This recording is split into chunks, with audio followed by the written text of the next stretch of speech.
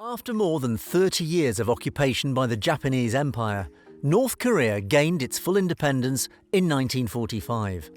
Following the surrender of Japan at the end of the Second World War, the winning nations decided to split the Korean Peninsula into two countries: South Korea, occupied by the United States, and North Korea, occupied by the Soviet Union.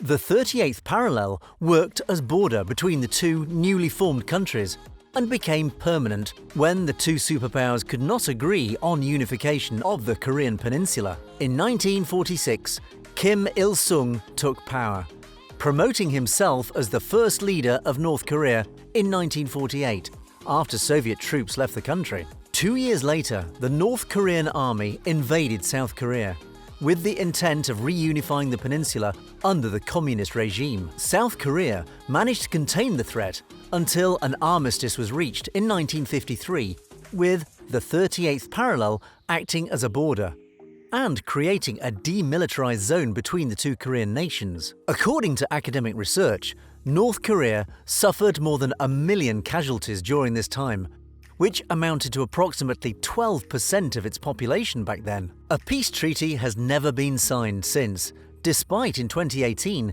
both North and South Koreas promising to sign one soon.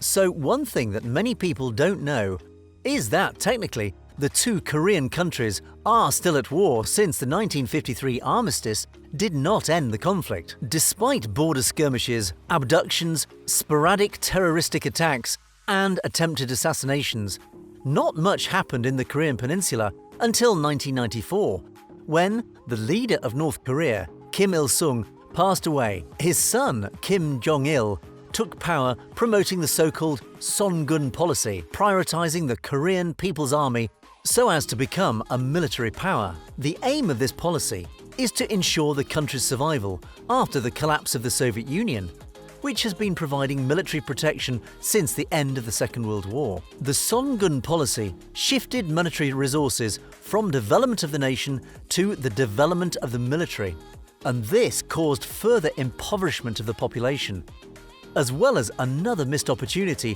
to develop vital infrastructure in an already languished economy. At about this time, a widespread famine also broke out, causing more than 300,000 deaths according to research.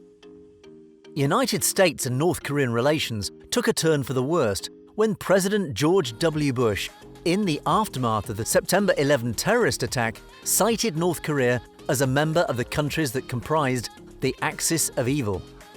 This spurred Kim Jong-il to accelerate North Korea's nuclear weapons program. In 2006, North Korea announced that it had conducted its first nuclear weapons test. Years later, discontinuing the aggressive policy undertaken by his predecessor, President Obama embraced a more patient approach to North Korea. After the death of Kim Jong-il, the Kim dynasty continued when a young Kim Jong-Un took power in 2011. Several nuclear weapon tests have been conducted, including a hydrogen bomb and several intercontinental ballistic missile trials, which, according to certain intelligence sources, may be capable of hitting American cities located in Alaska as well as the island of Guam. Nowadays, tension is de-escalating following the Asian summits held between President Trump and Kim Jong-Un, allegedly mediated by China. However, the reunification of the two Koreas seems far away for several reasons, including geopolitical, cultural and social differences, an economic and financial burden that South Korea cannot afford, and overall, lack of a viable military solution. It's not our intent in this video to discuss the geopolitical, economic and social issues which may arise from reunification. We have prepared another video on this subject, and you can find it in the description. For now, we'll merely focus on the reason why every country, including the United States, with their massive firepower in the Pacific region, is so passive in the face of North Korean provocations. Why did Kim Jong-un, and before his father, manage to get away with the sinking of a South Korean warship which killed 46 sailors, the shelling of South Korean islands, and more recently, nuclear weapons testing? The reason is simple. A military win over North Korea would come at an awfully high price in terms of human lives and economic disaster, not only for South Korea, but also for the entire world. That would definitely be a Pyrrhic victory. The very first threat is represented by North Korea's well-positioned artillery posts in the mountains nearby the demilitarized zone. Seoul, the capital of South Korea and city of 10 million people, is located only approximately 60 kilometers or 37 miles from the North Korean artillery positions. This means that Seoul would be severely hit by artillery shells for days, if not weeks, before the South Korean and American air forces could contain and reduce the artillery firepower of North Korea. Shopping malls, condominiums, schools, airports, factories and other infrastructure would be completely devastated by the 5,000 artillery shells per hour that North Korea can shoot towards Seoul's urban areas. What makes the task of the Air Force more complicated is the so-called shoot-and-scoot tactic that North Korea has perfected. In other words, the North Korean guns will come out of the bunkers and underground tunnels to fire off their rounds and then go right back into hiding to reload and prepare for another volley in rapid succession. This will make it difficult for even the best pilots to track and destroy the weapons. According to a 2019 study conducted by the RAND Corporation, within a few hours of war, the North Korean army could kill more than 250,000 people in Seoul alone simply by using artillery. In a worst-case scenario, the North Korean dictator may decide to use biological or chemical weapons. According to several military analysts, we have not even been close to seeing the full potential of biological weapons. A biological attack conducted with anthrax or smallpox viruses would inflict severe loss of South Korean lives. Similarly, the potential use of nerve agents and deadly gases cannot be totally excluded, according to most military experts, citing this as a likely scenario. The consequences would be lethal for anyone entering into contact with such toxic agents. It's hard to estimate the exact number of people who may perish due to biochemical attacks. What we know for certain is that North Korea is in possession of an advanced number of weapons with this potential as early as the 1950s, and these may have been upgraded over recent years.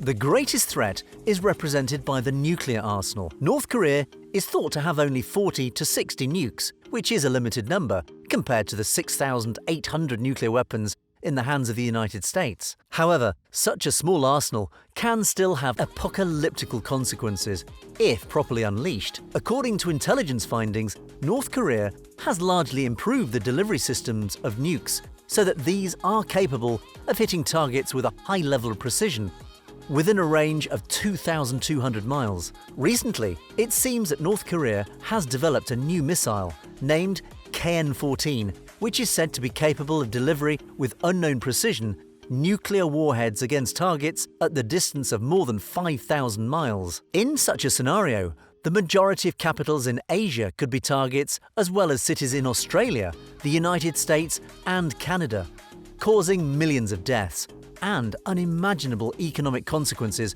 for the entire world. Despite the United States having deployed the Terminal High Altitude Area Defense, in short THAAD, with the intent of shooting down any missile launched by North Korea, several experts agree that there is the risk that a few nuclear warheads may not be destroyed in flight by the American defensive system, which could thus hit and destroy major cities. According to the Pentagon, a war may last several months, with a predictable victory to the United States and its allies. However, as previously described, this would come at an insane cost that nobody wants to risk. A war won against North Korea would be a Pyrrhic victory for South Korea as well. You won the war, but your country, population, and economy are devastated. Who would want all those people to die?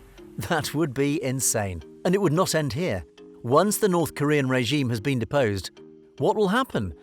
A reunification process occurring under the supervision of the United States? How would China behave, knowing that troops of the US Army are at its doorstep, along the border with the Korean Peninsula? I guess that everyone had made up his or her mind about the catastrophic damage that may arise from a conflict in the Korean Peninsula and its devastating effects on human lives and the global economy. One question, however, remains unanswered.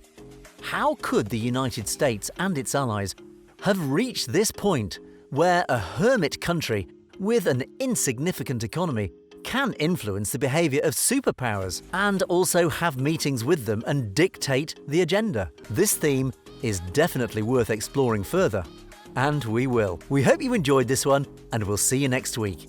In the meantime, please don't forget to comment, like, subscribe below and turn on your alerts. We'll see you soon.